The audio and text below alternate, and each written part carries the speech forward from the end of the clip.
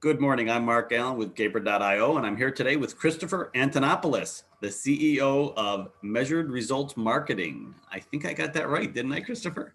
Yeah, thanks. I'm excited to have this conversation with you today, and glad you reached out. Yeah, I'm glad you could join us this afternoon. And I know it's afternoon for you. It's still morning here in beautiful California. So to start with, can you share a brief background of yourself and your work experience? Yeah, I think my background is it started in technology. I think that for me, I should say from a work background perspective, I started in technology and finance, and sort of made my way to where I am today. I think that's the story of a lot of people. From a company perspective, what we do is help organizations build their technology stack. So marketing automation, sales CRM tool, making sure that's connected and doing all of that nasty operations, back office plumbing stuff that most people don't want to deal with on their own.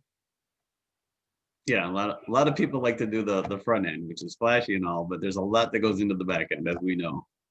Yeah, we sort of, if we don't get a call or don't get too many communications, that's a good thing. I think you get a lot of attention when something breaks, and so Yes. it's trying to fix that straight away. Yeah, why is it things always break at either 3 a.m.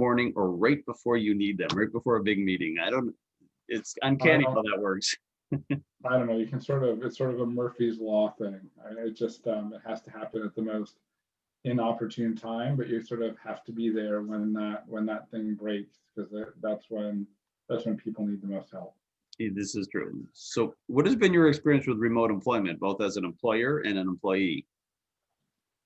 Well, I think what's interesting is we've been remote from the start, and so yeah, I was fortunate to work with organizations that were global, and Hamburg, Cisco Systems, where we worked remotely normally. And so I think the experience has been particularly good in terms of being able to find individuals all over the country to sort of help work on projects and clients as well. But it is definitely a different way of working compared to being in the office. And then I think we started off before this talking about COVID and remote working going hand in hand. The next dimension is, working remotely doesn't mean you are in your office at home all day. It means you're visiting clients, hopping on an airplane and doing those pieces. And so I think the experience has, even as a remote company, the experience has changed from the being remote in terms of office to be remote for everything. And that's been a huge change. Yeah, I've talked to people that, routinely got on airplanes like at least once a week, and they haven't been on an airplane in 7 months. And for them, it was hard. It was really hard at first, the transition. I don't know if you found that too. Yeah, I missed that. I guess a conversation like this, or you'd normally be in person. And so it's a bit odd. I think, part of the change is you have to be a lot more deliberate and planned out. So a lot of the things that happen organically. So we would have met, and let's say we were visiting a client on the West Coast, and we go to lunch and meet, and have all sorts of conversations going all sorts of different directions, and trying to replicate this in this. It feels like Second Life.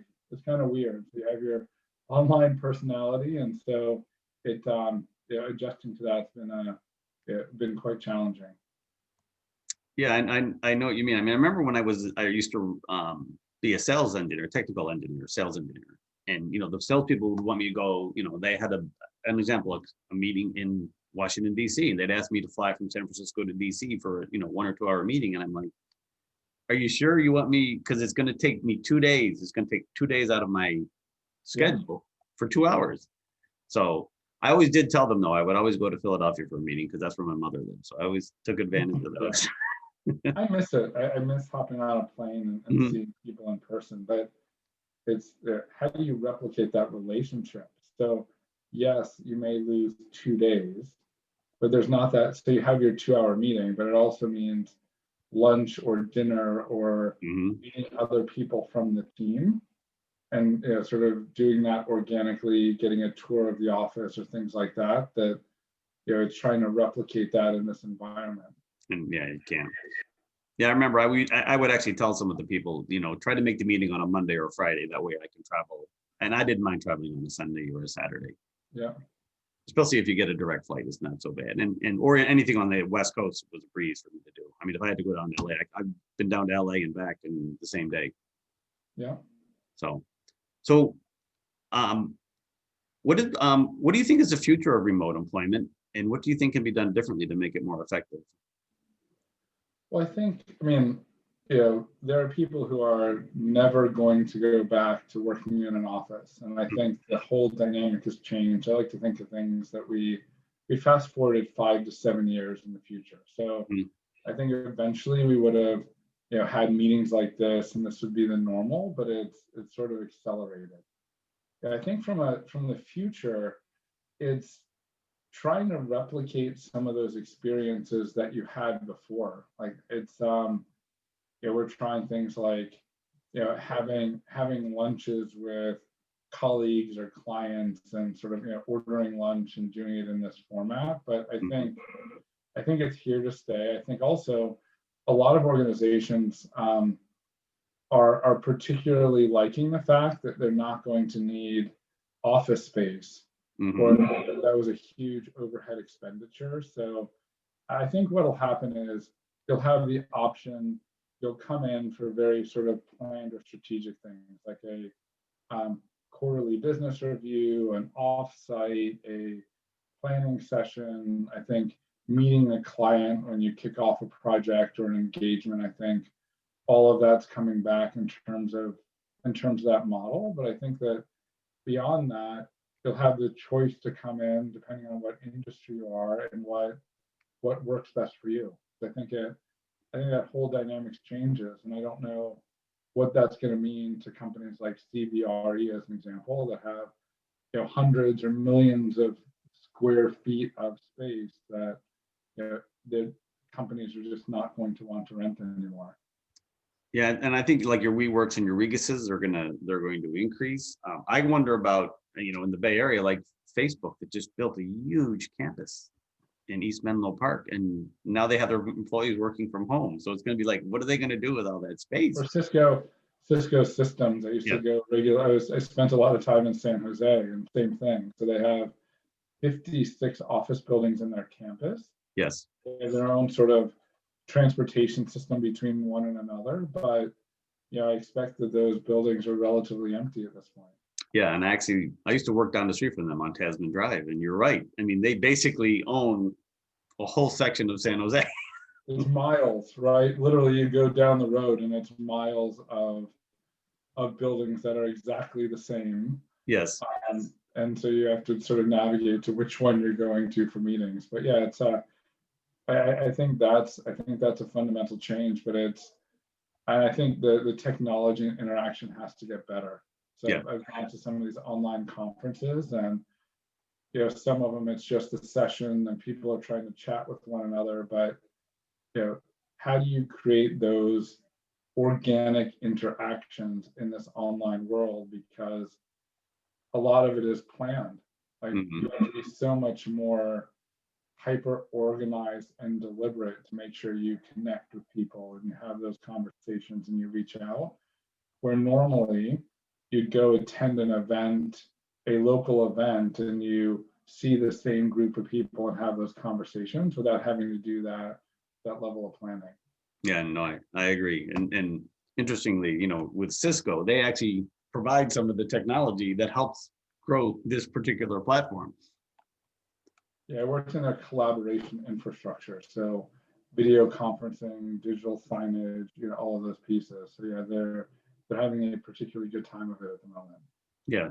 So what is the story behind measured results marketing? Who's your target market? What do you offer them? All those things.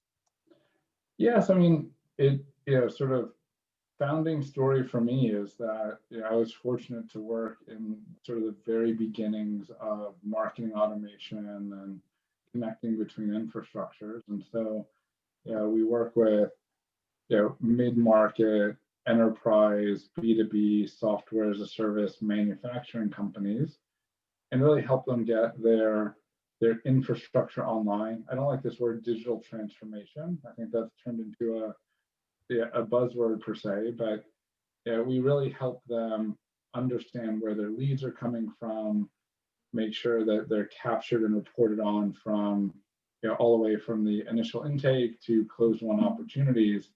And so we're doing a lot of work in helping people translate or transition their process. So Mark, you're not hopping on an airplane. Let's just say you're a manufacturer and you need to measure something to take an order. So you're going to the plant and you have measuring devices and your clipboard or your iPad and you're taking all of that down. How can you sort of reimagine that where you send someone a camera and that device where you're interacting with them and doing it in the same way? Like sales process, it's typically 4 calls, 4 emails over a 12-day period.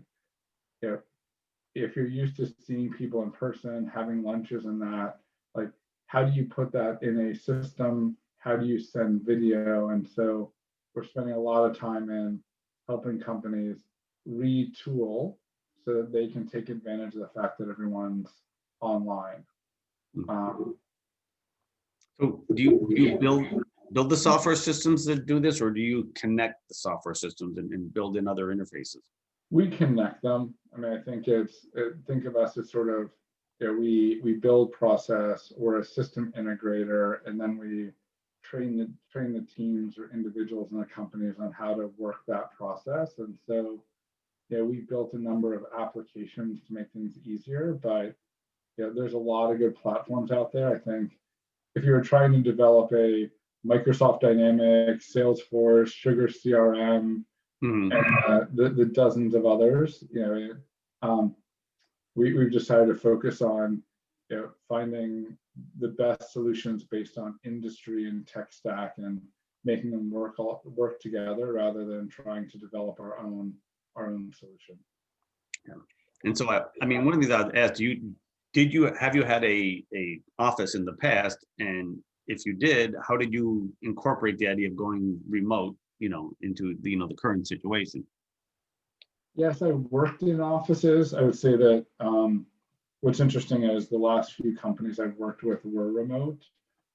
Cisco Systems was hoteling, which was fascinating. So essentially, you were reserving an office or reserving a desk in one of their locations to work. So I don't really have. I think it's.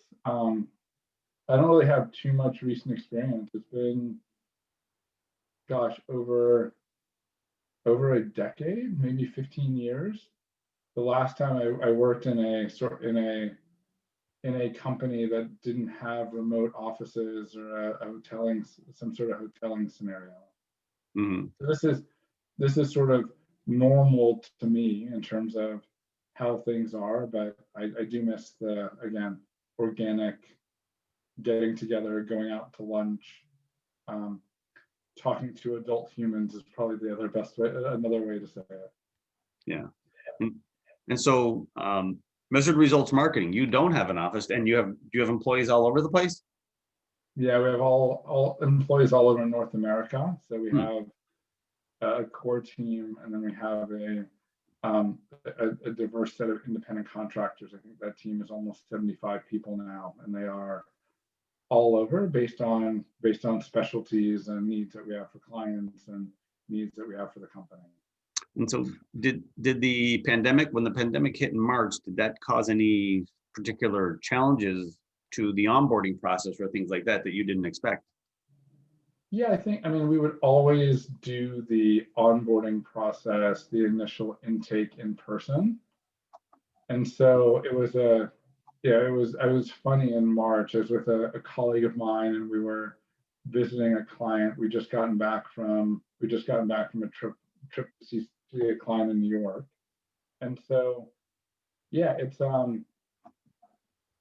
the transition that we've had to make is really, you go see someone in person, you build that relationship, I'm a big sort of visual dry on dry erase board type person. And so, you know, switching to, shorter agendas for meetings, having a bit more of it scripted, you sort of in person, you can get away with a little bit in terms of, yeah, it's hard for me to say this, but I will admit that, you have your structure of the meeting, but then it goes in different directions. And so you can react to that rather quickly in person.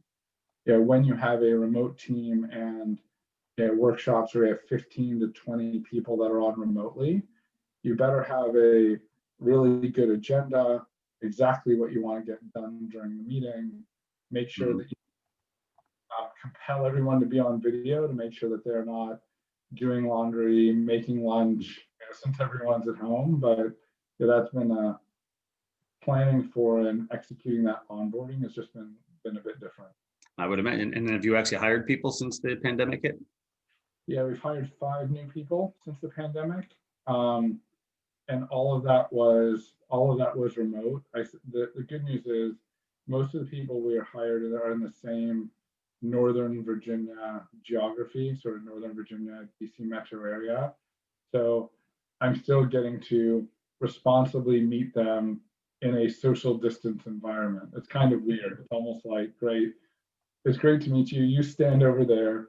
We can hear one another and we have our masks on, but we still, I think that's the other thing that's changed is that, employees that we are bringing on are more of them are in this geographic area than we would have sort of pre-pandemic, because we would have been able to meet in the context of a client or them or us hopping on a plane and seeing one another. And in the past, did you typically hire people that were close to our particular client to make it easier? Yeah. Yeah. So if you had a client in St. Louis, as an example, you'd try to find someone in St. Louis that was close to. Yeah. I mean, it depends on sort of size of client and engagement, but yes, again, geographic proximity, but it's also like core members of the team. So, it's very different. So previously we would meet, every quarter or every half year to do planning and get together and fly everyone in. And so the thought process now is you can still get together as long as you wear your masks, are outdoors. We stay a bit more than 6 feet away from one another. You can still do that. It becomes a bit untenable having a diverse team, especially for core project management, client services, operations, product development, if you're geographically dispersed in this environment. So that's changed quite a bit. Yes, it has. So finally, there are companies like Gabriel that help develop, build, and scale products, especially for startups. I mean, you're past the startup stage, but how important do you think that is for possibly yourself or potentially some of your customers to have that type of service available to them? Well, I mean, this economy and market is so dynamic.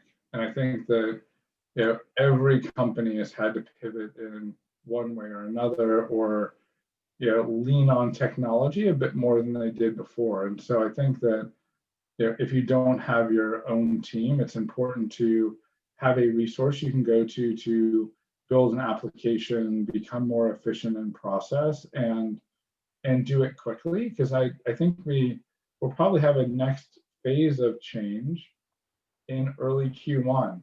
So there were companies that had received PPP funding, organizations that, some have done a good job of shifting and pivoting their skill sets to industries that are still profitable.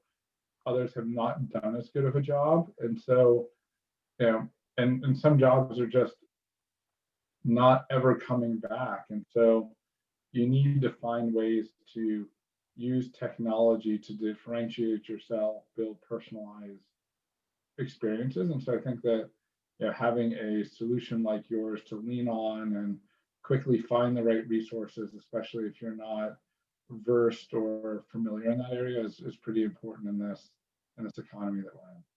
Yeah, I agree. I mean, I tell people, if you're a startup and your product is technology, if your IP is your product, you should have that in-house. That's your core. You should But companies like yourself too, if you're not a CRM expert, hire someone who, bring someone in who is, right? Don't learn that stuff because there's so many options. And if you make the wrong choice, that's going to have a ripple effect for years. Yeah, you don't have time. I think the other part and why sort of your company and that is particularly important is that time is so compressed. So you have, I have a school age son, and so your schedule's not nearly what it was before, and you really have to be careful about where you are spending your time, regardless of what your role is. And again, to your point, if it's not a core function or IP of your organization, um, thinking about outsourcing it, I think that also in this economy, in this market, gives you more flexibility. Yeah. We have as I said earlier, we have a team of about 75 independent contractors that we work with on projects. That gives us a lot of flexibility to grow and scale without having the commitment of that overhead. And I think you fill that gap from a engineering development perspective as well for companies that they don't want to take the risk and hire someone that's $90,000 or $120,000 a year better to do development. They can get help with a specific project. Yes, I agree with you wholeheartedly. Well, Christopher, this has been a great talk. Very interesting topic. I want to thank you for your time today and have a great day. Great, thanks. All right.